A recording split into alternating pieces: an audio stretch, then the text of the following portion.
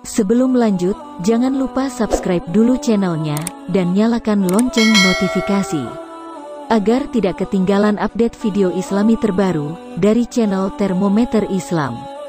Terima kasih sudah berkunjung, semoga sehat selalu. Gimana Bang Luga? Gimana kabar Bang? Sehat. Alhamdulillah. Bang, ini anak-anak buahmu nih mau nobatin kamu mau jadi king of debatnya Muslim katanya. Asal jangan saya dilantik jadi nabi aja Bang.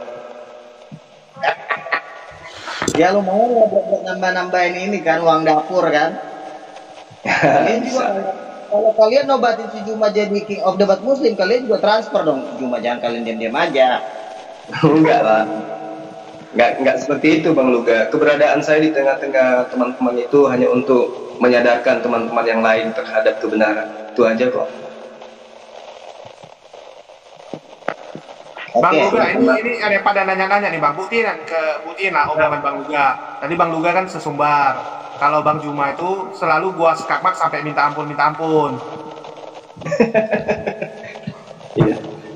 Ya biasa lah itu.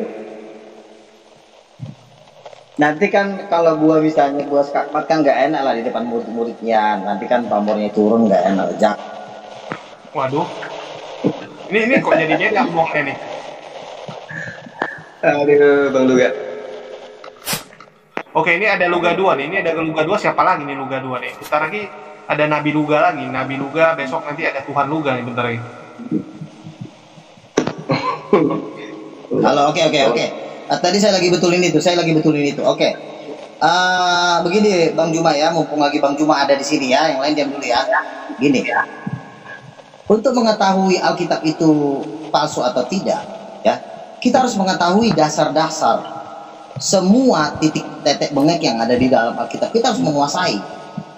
Karena Alkitab itu punya pondasi yang dimana setiap pondasi-pondasi itu membangun suatu kerangka untuk menuju kepada kedatangan Mesias atau ketuhanan Yesus. Jadi Yesus datang sebagai Mesias, datang sebagai Raja, itu sudah dinubuatkan oleh semua nabi melalui jalur-jalur yang sudah disusun rapi oleh Tuhan. Jadi pada waktu nanti Yesus sebagai Raja dan sebagai Tuhan, itu pondasinya sudah ada, gitu loh. Tapi kalau kita tiba-tiba menyangkal Yesus bukan Tuhan berdasarkan kedatangan Muhammad, tidak akan bisa. Karena kenapa? Karena pondasi-pondasinya itu sudah kokoh.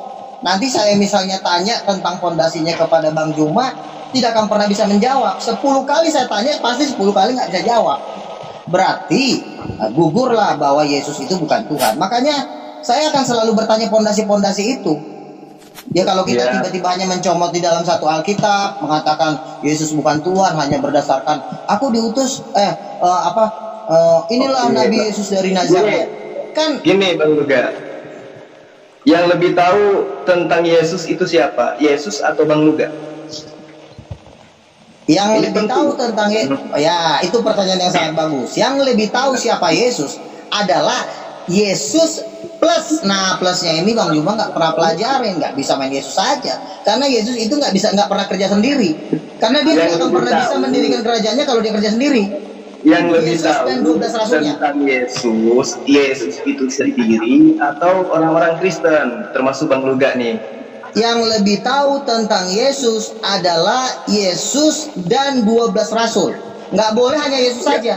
Karena nanti kalau cuma kalau bentar Bang. Kalau cuma Yesus, sekarang kalau Anda menjadikan acuan ke 12 murid, sekarang saya tanya, yang lebih tahu tentang Yesus atau ke-12 orang yang Anda katakan murid Yesus? dua-duanya, karena mereka udah jadi satu pelayanan. Yang lebih tahu. Nggak bisa. Apa? Yang lebih tahu.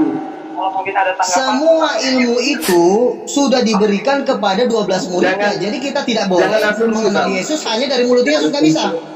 Bang Luga jangan langsung dulu kita berbicara mengenai oknum. Yesus itu adalah seorang nabi. Jadi yang mengetahui yang lebih tahu tentang siapa Yesus itu adalah 12 rasulnya, bukan orang yang di luar, bukan banyak. Kita nggak usah bawa-bawa orang luar. Kita Yesus aja dengan ke-12 rasul yang Anda sebutkan. Nah sekarang kalau Anda sebutkan bahwa ke-12 rasul lebih tahu tentang Yesus, sekarang saya ingin Anda membuktikan secara histori kapan Lukas bertemu dengan Yesus sehingga Anda mengakui bahwa Lukas itu lebih tahu tentang Yesus daripada saya sendiri. Gini, gini ya. Yang lebih tahu tentang siapa Yesus di antara 12 muridnya ada 3 rasul, yaitu Petrus, Yohanes, dan Yakobus. Ketiga inilah disebut soko guru. Artinya sebelum kita ingin mengetahui siapa Yesus, kita harus tanya dulu ketiga ini. Karena 3 ini adalah pondasinya. Pondasinya bukan Lukas, pondasinya bukan Markus, pondasinya juga bukan nama-nama lain, bukan Paulus. Kenapa bukan Yesus adalah sendiri? Petrus. Kenapa bukan Yesus sendiri, Bang? Begini. Yesus itu juga waktu dia menjalankan kerajaannya dia tidak sendiri. Kalau Yesus misalnya dia tidak memakai 12 muridnya, boleh kita tanya Yesus. Tapi kan Yesus menjalankan kerajaannya nggak boleh sendiri. Namanya organisasi. Organisasi itu ada sebagai saksinya. Karena kalau tidak ada kalau Yesus cuma bicara tidak ada saksinya, maka kesaksian Yesus nggak ada gunanya. Harus ada saksi mata. Benar nggak Yesus ngomong? Iya, demikian juga sebaliknya, mau berapi-api mulut Bang Luga dan penulis-penulis gospel, kalau itu tidak dibenarkan oleh Yesus tidak percuma. Begini. Yang lebih mengenal Yesus itu adalah Allah sendiri, tetapi disaksikan oleh murid-muridnya. Begitu. Terus Yesus mau dikemanakan? Yesus mau dikemanakan? Yesus itu firman yang menjadi manusia. Ya, jadi yang menjelaskan tentang dirinya firman menjadi manusia Anda atau Yesus? Bukan Allah sendiri. Kalau dengan firman. Kapan Allah menerangkan bahwa Yesus itu adalah firman menjadi manusia? Itu disampaikan kepada murid-muridnya. Makanya di dalam Yohanes 1 kan dikatakan. Siapa yang Anda katakan murid-muridnya? Jadi Yohanes 1 ayat 1 itu Anda katakan sebagai firman Tuhan. Ya, itu kesaksian dari murid-muridnya. Karena yang paling kuat memberikan kesaksian itu kenapa harus murid-muridnya, bercerita tentang muridnya? Kenapa nggak bercerita tentang Yesus sendiri? Bukankah Yesus itu adalah Yesus itu utusan kan Tuhan? sudah bercerita begini loh. Yesus itu sudah bercerita kepada murid-muridnya. Kapan Yesus bertemu dengan Lukas? Di mana? Coba Anda tunjukkan. Kan saya bilang 3 soko guru. Kenapa kau sebutin Lukas? Kalau begitu mana kitabnya Yakobus? Tunjukkan kitabnya Yakobus mana? Kitab Petrus kan ada. Ya, Yakobus saya tanya mana Yakobus? Tulisan Yakobus mana? Jangan tanya yang nggak ada, tanya yang ada. Petrus kalau Yakobus yang nggak ada sementara dia soko guru, terus ini Lukas nulis dari mana? Tidak ada gunanya, karena Yakobus bukan pemimpin utama itu Petrus dan Yohanes. Yakobus itu nomor 3. Tadi katanya Yakobus 3 soko guru. Tidak 3 soko guru itu mau dikemanakan? Di antara semua murid-murid Yesus yang lebih mengenal Yesus itu hanyalah Yohanes. Saya tanya kepada Anda semua yang penyembah manusia di sini, tolong didengarkan. Yang menjadi jalan keselamatan dan hidup itu murid Yesus atau Yesus? Tunggu dulu, Bang. Jangan dulu. Sama saya nggak boleh Yesus. Tapi wajib sama saya jangan asumsi Anda ya. Kesaksian Yesus. Dengerin dulu. Kesaksian Yesus dengan murid Yesus itu nggak bisa dipisahin.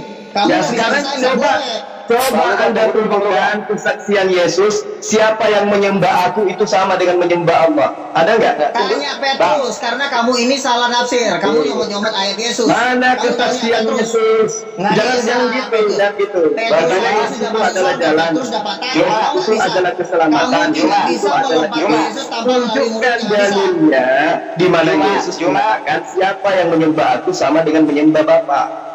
Bang Juma, tadi Anda orang Kristen menyembah manusia. Enggak, tunggu dulu. Tadi Anda mengatakan orang Kristen menyembah manusia. Nah iyalah, Yesus itu pikir ayam. Biar Anda tahu ya, biar saya jelaskan ya. Apa yang Anda ingin jelaskan? Yesus itu adalah firman yang menjadi manusia. Tunjuk dalilnya di mana Yesus mengaku bahwa aku adalah firman. Jangan suruh tunggu saya. Saya lebih paham kitab Anda daripada Anda. Sekarang Anda jawab aja. Pernyataan Yesus yang mengatakan bahwa aku adalah firman yang menjadi manusia mana? Dengar dulu saya, jangan langsung dipotong. Yesus asumsi saya akan menjadi manusia. Saya diundang di sini bukan untuk mendengarkan asumsi. Dan Allah itu sebagai rohnya. Itu kata siapa? Itu kata siapa? Nih kata Yesus ya, biar saya buka ya. Silakan. Sebentar. Biar saya tunjukkan. Di dalam Yohanes 14 ayat 10. Yesus hati-hati Anda bawa ayat. Enggak, tunggu dulu. Silakan. Aku di dalam Bapa, Bapa di dalam aku. Satu ya. Terus muridnya itu tunggu dulu. Muridnya juga di dalam Yesus. Tunggu dulu, jangan dulu langsung dipotong. Nanti hajar aja langsung. Ya, silakan hajar saya. Monggo, silakan. Apa yang Anda baca? Silakan. Ya. Yohanes 14 ayat 9, barang siapa telah melihat aku, ia telah melihat Bapa. Artinya apa? Melihat tubuhnya Yesus, secara tidak langsung kita sudah melihat rohnya Allah yang diam di dalam dirinya. Itu kedua. Tubuhnya Yesus itu larinya ke roh. Gimana sih? Emang rohnya Yesus kelihatan? Siapa? Rohnya Yesus kelihatan. Jangan asumsi kalian, ini disaksikan oleh banyak orang di negara ini. Saudara-saudara kita di luar sana. Jabarkan agama kalian dengan kebenaran, jangan asumsi. Kalau melihat Yesus adalah melihat Bapa, apakah menampar Yesus itu menampar Bapa? Membunuh Yesus membunuh Bapa? Pakai dalil kalau berbicara. Ini mengenai keyakinan, nggak boleh asumsi. Silakan. Bang Zuma. Oke. Ya. Halo. Taruh. Ini si jabat ini katanya mau menantang semua ustadz-ustadz di seluruh Indonesia ini. Ayo buktikan Bang, si jabat ini ada Bang Zuma di sini. Ya, kalau berakal nggak mungkin dia usah kejauhan lah. Bentar dulu. Saya kenalin dulu. Yang mana yang mau nantang Ustaz? Si jabat. Dia Oke. Coba kita sama-sama bahas nih. Saya mau bahas. Artinya Yesus gitu, bukan dari orang biasa ya. Dia ini tamatannya langsung Yesus yang pilih. Ini kata dia ya. Oke. Sekarang saya tanya kepada Anda. Apakah Tuhannya Yesus dengan Tuhannya Kristen itu sama? Sama. Berarti sama. Kalian mengakui Yesus itu bertuhan? Yesus bukannya bertuhan, dia itu firman-Nya Bapa satu dengan Bapa. Ya. Itu kata Yesus, Anda. Tapi Yesus faktanya membuktikan dirinya sebagai hamba Tuhan di depan murid-muridnya. Yesus berdoa. Apakah Yesus berdoa ingin membuktikan bahwa dirinya adalah Tuhan? Atau dia adalah hamba Tuhan? Sekarang Yesus berdoa yang membangkitkan Yesus dari antara orang mati siapa? Ya, tentu Tuhannya Yesus. Salah kamu. Jadi siapa? Jadi siapa yang membangkitkan? Roh Kudus. Roh Kudus yang membangkitkan. Skakmat kau kan? Mana dalilnya Roh Kudus yang membangkitkan? Jangan sembarang ngomong. Udah tidur. Ya. Mana dalilnya Roh Kudus membangkitkan Yesus? Nggak berlaku bagi saya asumsi. Mau asumsi seperti apapun Anda, saya hadir di sini sebagai pembela Yesus dari ajaran kalian yang kalian sesatkan dari ajaran Yesus. Kau jangan bohong. Yang membangkitkan Yesus dari antara orang mati siapa? Yang membangkitkan Yesus itu adalah Tuhannya Yesus. Salah kau. Jadi siapa? Makanya kau makan gorengan banyak-banyak. Nah, kan? Kan sudah aku bilang, si Juma ini masih udah sering saya pukulin. Sekarang saya pukulin mati kan dia? Ngapain kau ketawa? Mana dalilnya Roh Kudus membangkitkan Yesus? Dalil dong. Yohanes 14:26. Roh Kudus diutus Bapa dalam namaku. Siapa yang mengutus Roh Kudus? Yang mengutus Roh Kudus. Yang saya tanya, mana dalilnya Roh Kudus membangkitkan Yesus? Matius 12:28. Aku mengusir setan dengan kuasa Roh Allah. Roma 8:9. Roh. Enggak nyambung. Kok enggak nyambung? Ayatnya Yesus dibangkitkan oleh Roh Kudus mana? Coba Kristen yang lain coba bantu Bang Juma. Bang Juma, dengar dulu saya. Waktu Yesus berdoa, waktu Yesus berdoa itu dalam konteks pengajaran firman Tuhan kepada manusia, bagaimana manusia itu supaya tahu bagaimana cara berdoa. Bukan dalam arti dia berdoa kepada Tuhan. Oke, kalau begitu, adakah Yesus mencontohkan menyembah dirinya? Mencontohkan menyembah dirinya? Ya, ada. Menyembah dirinya. Yesus tidak pernah mencontohkan menyembah dalam dirinya. Terus kenapa kalian menyembah Yesus?